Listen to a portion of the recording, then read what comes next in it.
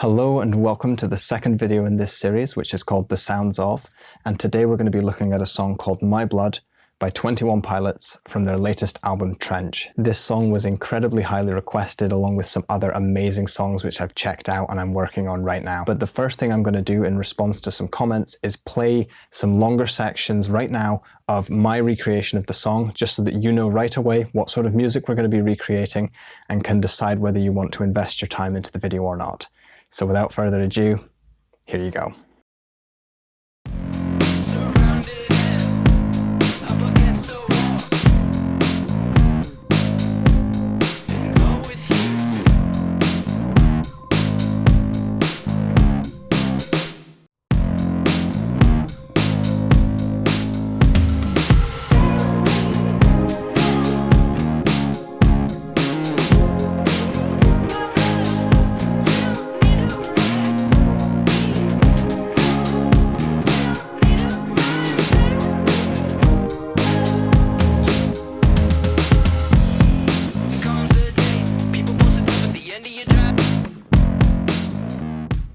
So hopefully that gives you an idea of the sort of soundscape I'm going to be helping you create in this video. I really connected with the energy in this song, and the soundscape just really spoke to me a certain way, so I've mainly focused on the chorus, really looking at the drums, the bass and the synths. Now all of the samples, all of the SERUM presets and the bass guitar, the raw stem and the edited stems, will be linked in the description of this video, so if you want to download them and mess around with them or use them in your own productions, just make sure that you read the information that's attached to those files and it should be all good.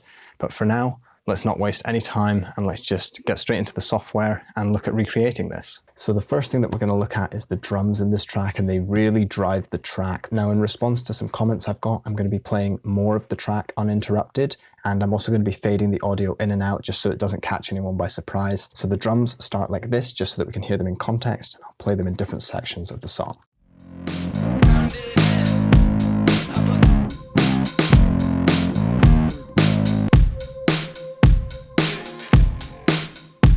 Later in the song, it sounds like this. We have this ride cymbal is added. And then the drums really switch up in the sort of break or the second verse here.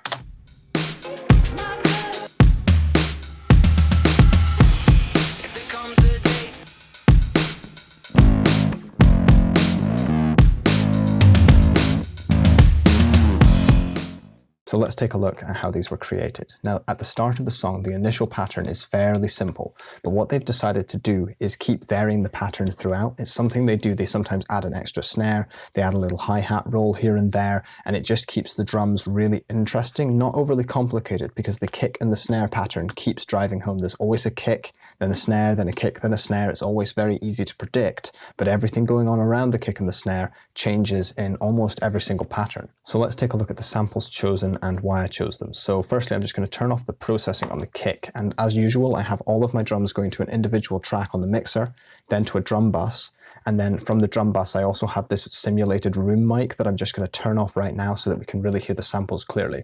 So I started with this kick here, and it's a kick that's very full frequency. It's like very broad spectrum. You've got some low end in there, you've also got a nice top end, because I know that I'm going to be distorting this kick and really trying to make it sound aggressive, so I need something to work with. What I've done with the processing on this kick, made it sound a bit louder obviously, but I started by just getting a little bit more thump out of the low end because I wanted it to have that low end attitude. Then I saturated it. So I just used the free soft tube saturation knob, and this makes a huge difference to the drums. So I'm just going to play all the drums together just for context, but I'll be turning the saturation on and off with the kick.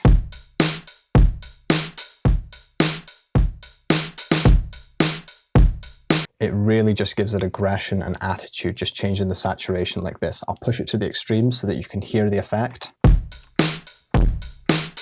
That's too far, not quite enough, just right.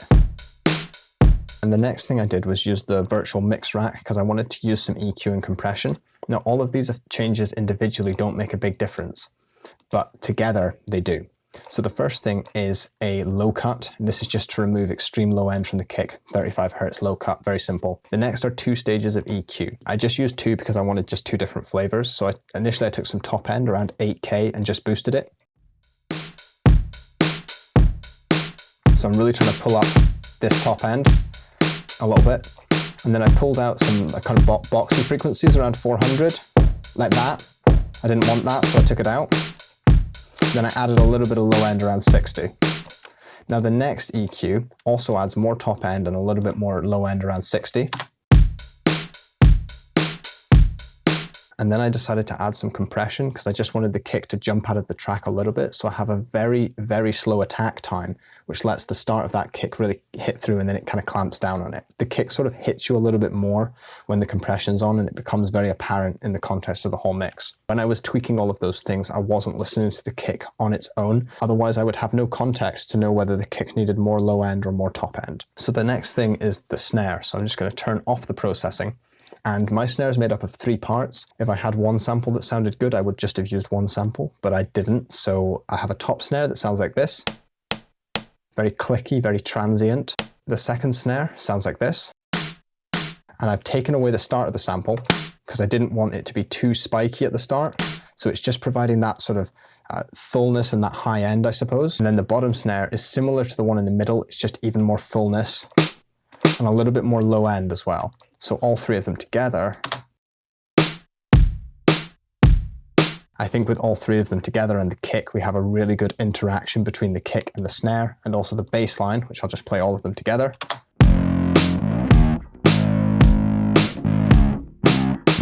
Now you'll probably notice that usually my processing is to add punchiness. In this case, it's actually the opposite. So if you listen again, it sounds very transient. With the processing, it's actually less transient and more drawn out. This is really to do with the compression. So if I open this up, there is an EQ doing, I think, absolutely nothing. And then there's a compressor here with a fast attack time. So I went to a preset, but then I changed the attack time to make it very fast. And this means that it clamps down on that transient. So you can see the compression, but really, if I turn it on and off, you can really hear it. When there's no compression, that transient hits through and really stabs you in the ears. With the compression on, it's more smoothed out. And this is usually the opposite of what I do. The hi-hat and the open hi-hat are very simple, just like this, and one that's a little bit more of an open hi-hat. They're both technically open hi-hats, but the one that's closed, I've taken it from this and I've just taken the out just to kind of reduce that tail a little bit. If I could take it to extremes. You can make an open hi-hat kind of sound like a closed hi-hat, I suppose. So I've just adjusted the out just a little bit. All together.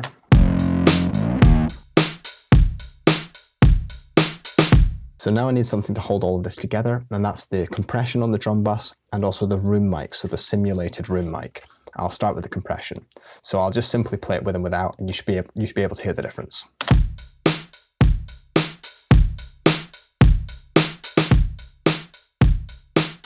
And with that bass line,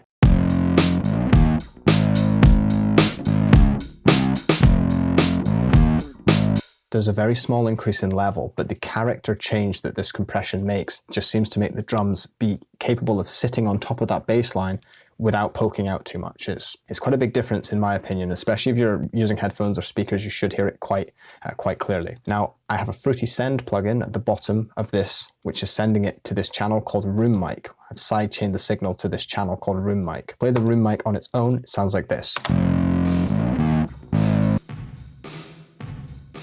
So you can probably hear what's going on. I have a reverb here, Verbsuite Classics, 100% wet. So whichever reverb you have, make it 100% wet. Try to make it sound roomy, like that. And then after the reverb, I have some EQ and compression. So the EQ on its own is mainly a low cut here. So a low cut to about 80, just so there's not too much mud there. Then I've taken some high end out. I've just generally tried to sculpt the sound to make it sound quite roomy without sounding too boxy. So I've removed some 300 here. Didn't want too much of that. And then I've compressed it. And the compression just adds a lot of character and sort of grit to the sound. So you can hear the compressors really pumping in a very musical way. You can hear it pulling in and out in time with the track. So you'll hear that it adds a lot of width and depth to the drums without actually removing their punchiness. So I'll play it with and without, and I'll play it with the bass line as well.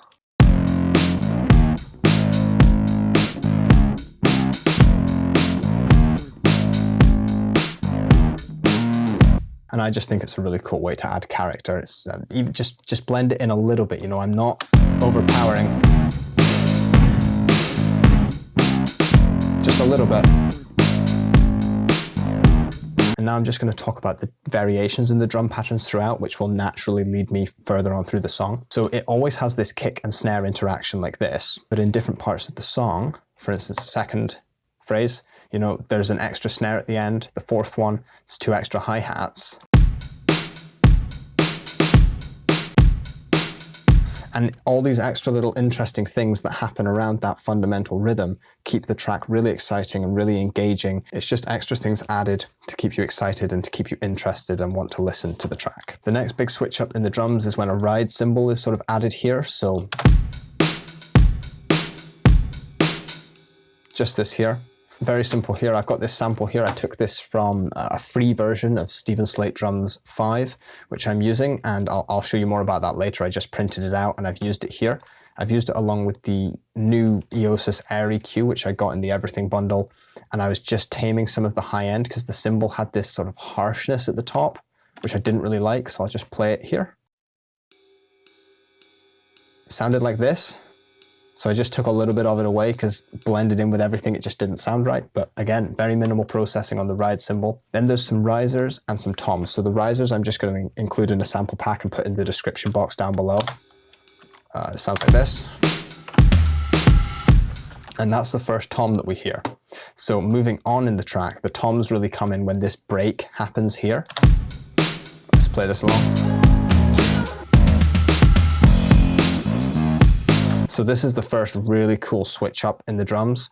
So the toms come in here, and again, I'm just using Stephen Slate Drums 5, which is just here.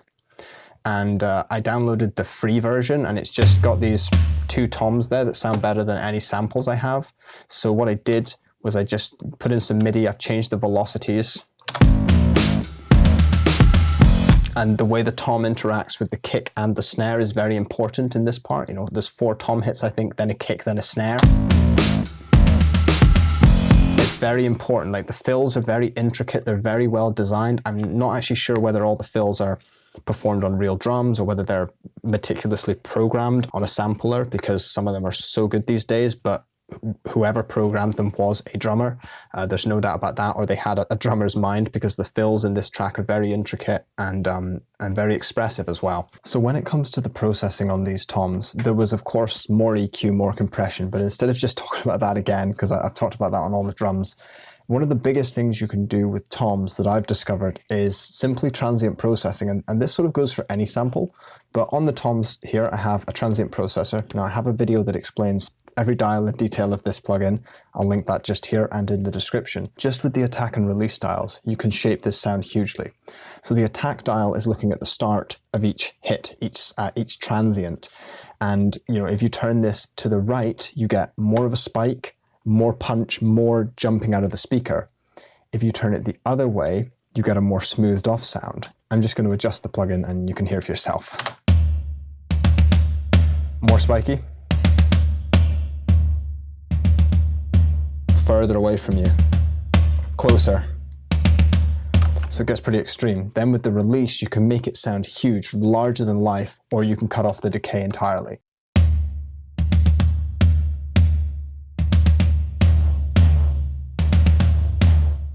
Paired with the other sample now,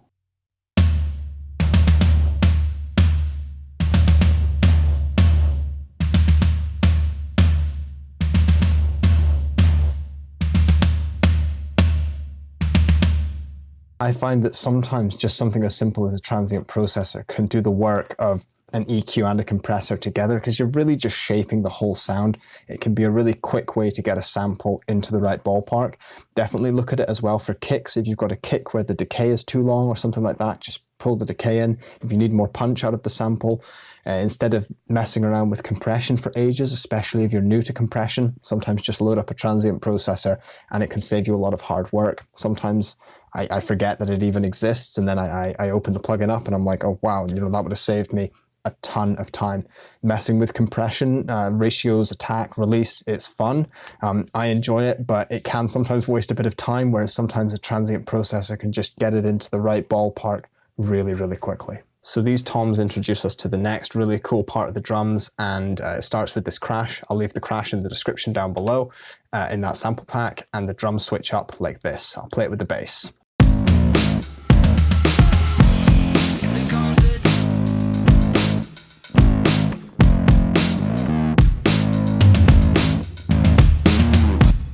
Which sounds really, really cool. And what I've noticed about the drums here is that the drums and the vocal timing and melody are so intricately woven here. All of these hi-hats here bounce perfectly off what he's singing. If you just listen to it right here,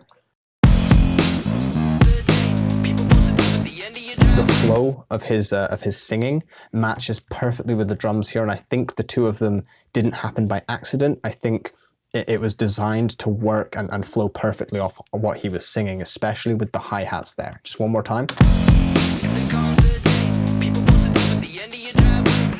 And I'll just show you the drum pattern for this because it's a little bit more complicated than the previous one. So I'll play the drums on their own. So this time it's kick, kick, snare, kick, snare.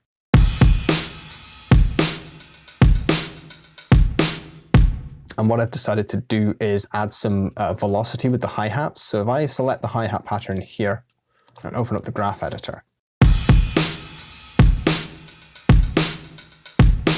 it's like, you know, low, high, low, high. If I put them all the same, it sounds really terrible. You've got to do stuff like that to try and add some sort of realism. If I had a hi-hat and I could play drums, I'd just play it in and record it myself. But without that, you've got to try and do something in the MIDI to give some form of realism to the pattern. So you can see what the pattern is right here if you want to copy it. Just pause the screen. And then there's another more intricate tom fill just here, again using the Stephen Slate Drums 5. This time there's two different toms involved. And again, I've got that velocity there so that there's actually like an increase. If I don't, you know, I want it to like that, you know, a really cool. You've got to add some personality to it like that. You've got to imagine you're sitting in front of the drums. And if I was sitting on that tom drum, I wouldn't just hit it 3 times very quickly, the same velocity. I would definitely start more quiet, get more loud. It just, you know, put your own passion into the drums like that. If I had a drum kit and I could play drums, I can't. So you've got to do some more in the MIDI to try and add that realism back in, just as I said a moment ago. And my favorite section of the drums is definitely this part of the track. When you listen to the way the bass line vibes with the drums, it's really interesting. And I'm just going to play it again, just for the sake of it.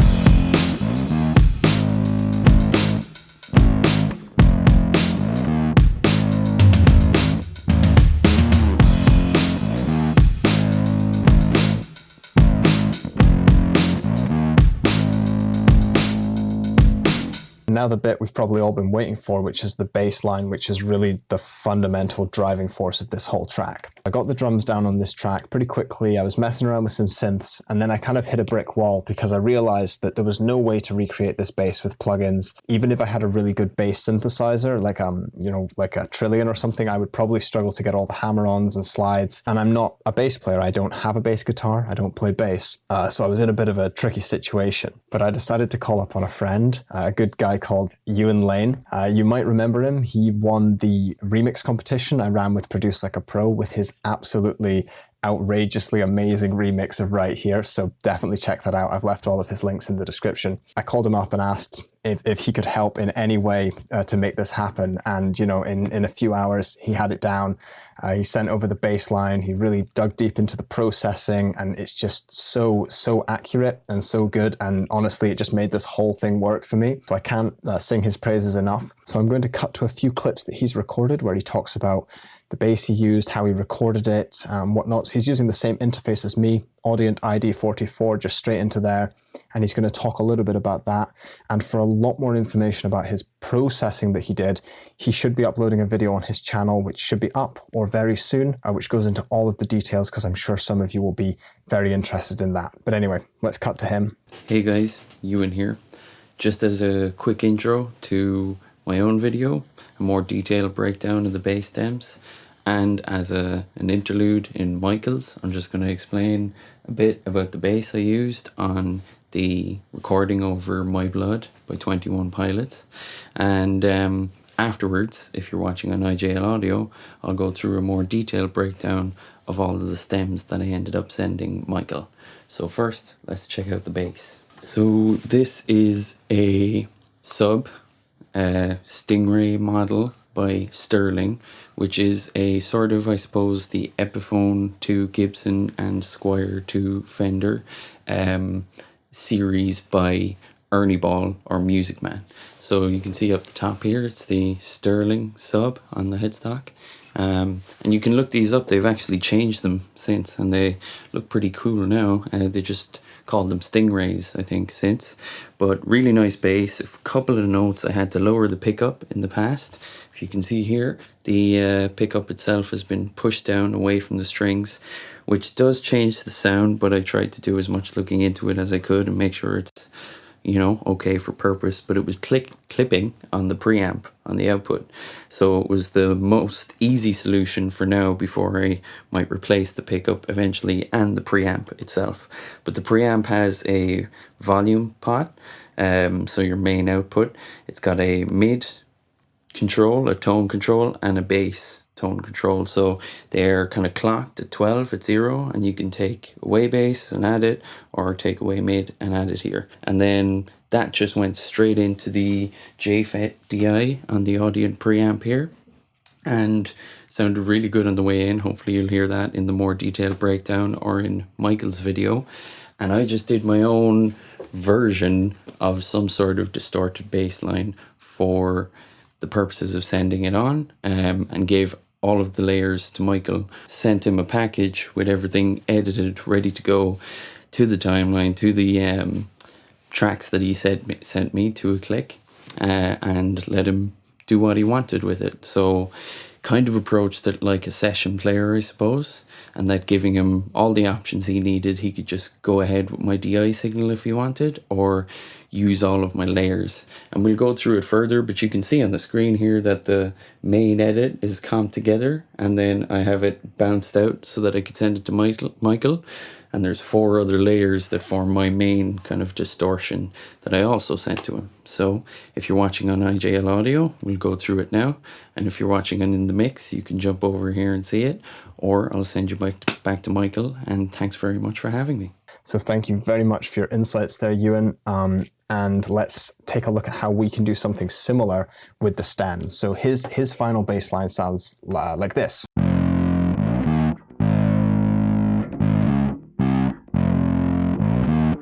Which probably sounds a bit more distorted than you might remember in the track. But if you listen to the track, the bass really is pretty distorted under the track, but it's not always too loud. So with the drums,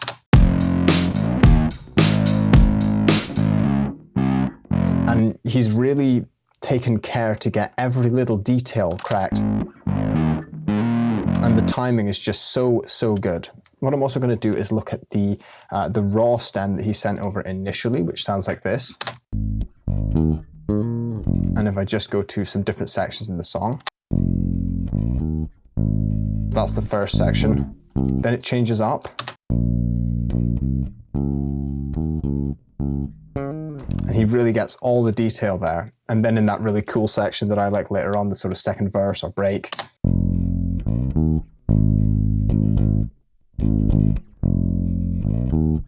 So that's the raw tone he had, and he transformed it into this. And there's more details on his channel, but basically what he did was he took the signal and he sent it to separate mixer tracks and then processed them all differently. For instance, I'm just going to load up a span on the master so that we can really see what's going on as well as hearing it. What he has here is a bottom layer, for instance, which was, similar to this, which you can just see the low end, the bass. Then there's a distorted bottom layer. And you can hear there's a nice thick low end, but there's also some sort of like sample reduction or bit crushing going on as well in the high end. Then there's a distorted layer here.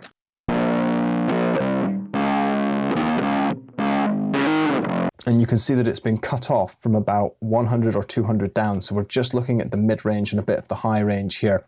Really heavily distorted layer. And the reason they've been separated is just so that they don't interfere with each other. You just want one or maybe two layers providing that solid bass, the actual sub bass, and you want all the other layers to be separated from that so that there's not a lot of sort of muddiness and patterning and sort of flapping about in the low end. Then there's a mid layer, and the mid layer is where a lot of the attitude of the bass comes from. It's that bit that really sounds like a bass guitar, the sort of unplugged sound. And then there's also this mid layer, which has gone through some other forms of saturation. This says mid valve, so that might indicate what kind of sort of tube saturation it has. I think Americans call it tube or tube saturation, and in Britain and the UK here we call it valve. Sort of tube saturation, you'll hear it.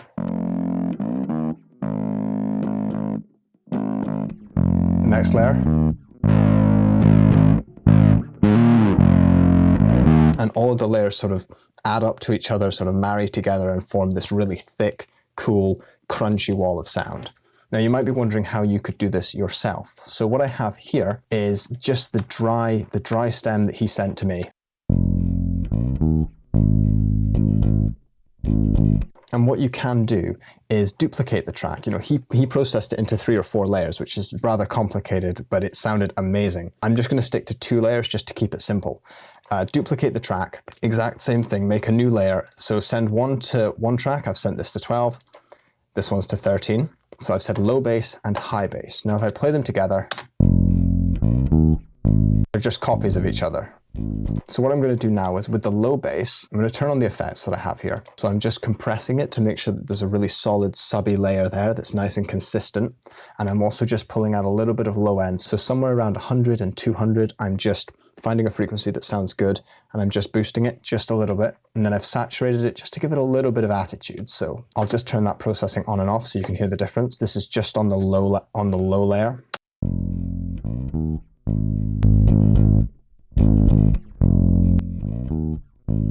The next thing I did was to take an EQ and simply roll off some of the top ends, so up to around 500 or 600 or so. And this is going to be experimental in every single time you try this. I didn't want to remove too much of that mid-range because I felt it was really cool, but we've got all the subs still and some of the mid-range. You can also see that I've tried different forms of saturation here, so I was trying things in different orders. At one point I had some head crusher on there,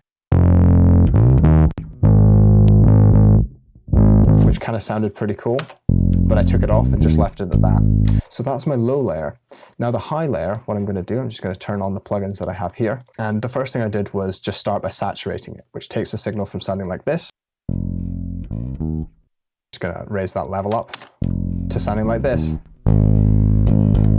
Lots of aggression. So saturation knob just here.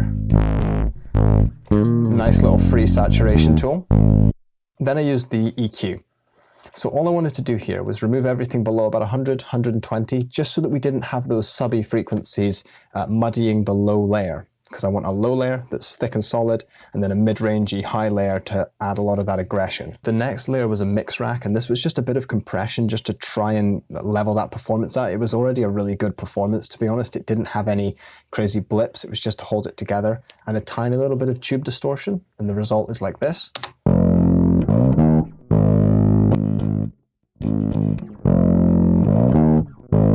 Now that might sound like a huge amount of distortion, but now if I lower that level down, play it with the low bass, and then introduce all the drums, all of a sudden it doesn't sound like a huge amount of distortion anymore. When I play it on its own,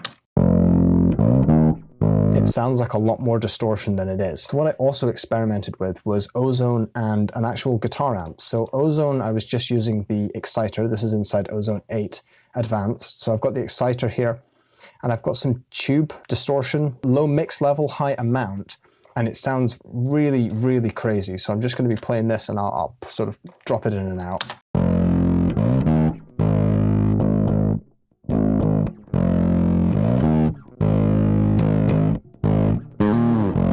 And then with that subby low end as well.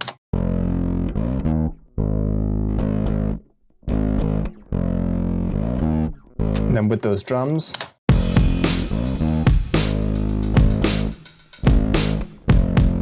I always find that with the distortion and saturation, you have to adjust the dials when you're playing everything in context, because it always sounds like too much distortion until you drop it into the track. and then it sounds fine. So what I'm going to do now is look at that final layer. What I tried was just running it through a guitar amp, because I don't have a bass amp sim actually, so I was just using S-Gear. I tried like a rhythm guitar preset, and it sounded like sort of really messed up. You'll hear it here.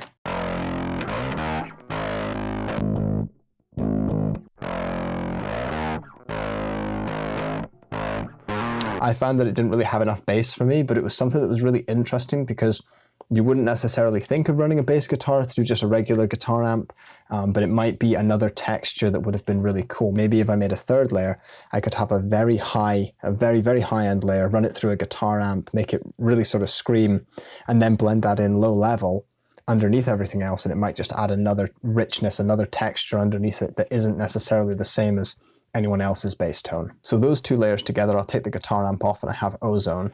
Now it's just a case of blending those two layers together. And to blend them together, the best way to do it is to just play everything with context. Play your bass line around. Get that low one to a point where it's nice, nice and thick and full. And then just take the high one all the way down. And then just gradually push it up until you get the tone that you want. So I think I've got the right level of distortion, but if I play it with everything else, including the vocals, let's see if it sounds good.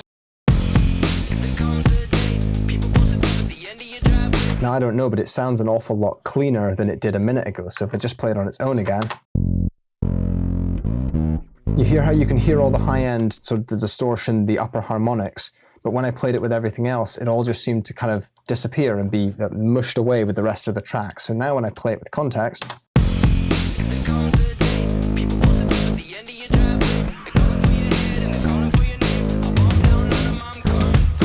that sounds an awful lot better to me now. And if I play that on its own, it's far more distorted than I would have pushed it on its own. Long story short, add your effects when you're listening to the whole track. It just makes life a lot easier. Using that solo button, it's wasted me so much time over the years. It's not worth it. And the last point I have about the bass line is that sometimes when you have two values which are very dependent upon each other, the fader position of the low bass is very dependent on the fader position of the high bass because they move together. It can be good to just send them to a bus. So here I have ITM bass. I called it in the mix bass because I had IJL. That was Ewan's one. This is my one in the mix. I've sent it to a bus. So I have the low and the high just side chained to a bus here. And that way I can adjust the volume together so that the ratio of low to high stays the same. When I adjust this fader, the ratio that I have between the high and the low stays the same. Whereas if I just move this fader, then move this one, then move this one and this one, you can lose that ratio of where they were in relation to each other. So that's it for the bass line. And just once again, thank you very much to Ewan for helping us out with that. And that will be linked in the description along with all the other samples that I used. So now what I'm going to do is look at the synths. Now I haven't spent a huge amount of time on this, and what I think is that if you guys want to see like an hour-long video, I could try to break down just about everything in a track, but I'm trying to focus on some of the core elements. But I'm going to leave all of these presets in the description along with that sample pack so you can just try experimenting for yourself. Anyway, I'm going to stop talking. Let's take a listen to some of these synths. So at the start, there's a very sort of high-end synth like this.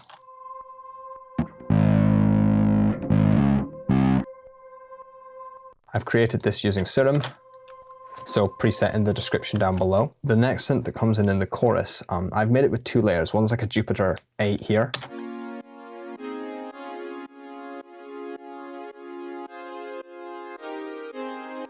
And I've got the second layer of it coming from SERUM. Very filtered together. The next synth I have, again, all the presets will be linked in the description, is this retro synth that I built from scratch.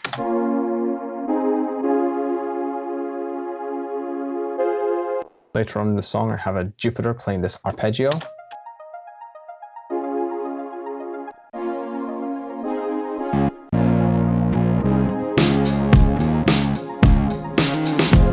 All together along with the original track.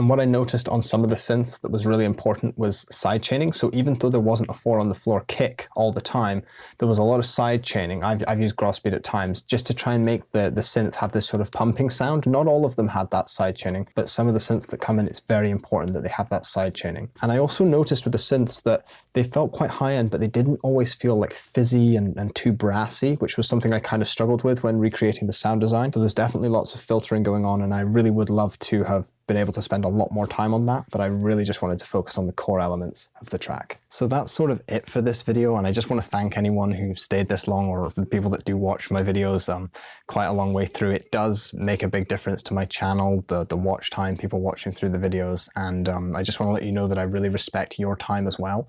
So if there was anything else you think I should change in this video, make more concise or go into more detail, just please let me know in the comments. It's the best sort of criticism I can get because it just helps me grow, it helps you guys grow, and everybody's saving their time. So thank you very much for watching. I hope you have a great day, a great week, and I hope to see you in the next video too. Bye for now.